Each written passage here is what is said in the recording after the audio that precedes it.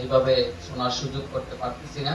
তারপরও পরামর্শের ভিত্তিতে, পরামর্শের ফাঁকে ফাঁকে আলোচনা যখন আসে তখন যে পরামর্শ দিতে চান হাত তুলে তার কথাটা সে শুনিয়ে দিবেন।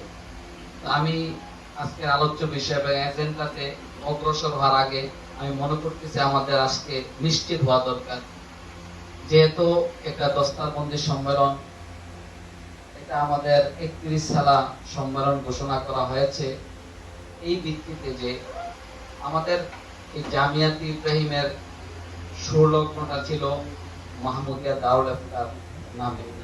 এটা আপনারা জানেন যে প্রথমে শুরু হয়েছিল মাহমুদিয়া দারুল ইফতার, পরবর্তীতে এটা ব্যাপকতা লাভ করে মাহমুদিয়া দারুল ইফতার জামিয়াত ইব্রাহিমের অধীনে তাদাকুল হয়ে যায়। তখন এটা পূর্ণাঙ্গ জামিয়া রূপ লাভ করে। এই দারুল ইফতারটা শুরু হয়েছিল আমাদের বাগানবাড়ি জাহে মসজিদে। আমাদের আইবুল্লাহ সাহুদুর দামাত বরকাতুহুম, মুফতি মাসুদুল করিম সাহেব দামাত বরকাতুহুম, ওনারা যখন মালিবাগ থেকে ফারেক হয়ে আসেন তখন মুফতি সাহুদুর অলরেডি মালিবাগ থেকে আলাদা হয়ে মসজিদে ছিলেন, বাইরে বুখারী পড়াইতেন। তখন ওনাদের আগ্রহ ছিল, আবেগ ছিল যে হুজুরের কাছেই একটা পড়বে। তখন বসুন্ধরা মাদ্রাসায় একটা বিভাগ ছিল, আরো কয়েকটা একটা বিভাগ ছিল। ওনারা ভালো ছাত্র, চাইলে যে কোনো জায়গায় একটা পড়তে পারতেন, কিন্তু ওনাদের আবেগ এবং ইচ্ছা ছিল যে হুজুরের কাছেই পড়বে।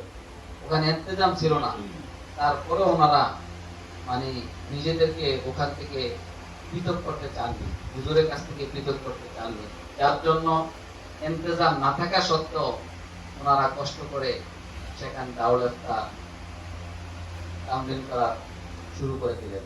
সেখান থেকে জামিয়াত ইব্রাহিমের একটা এবং বৃত্তি শুরু হয়। পরবর্তীতে 98 সালের রমজান মাসে এটা জামিয়াত ইব্রাহিমের নামে পূর্ণাঙ্গতা লাভ করে।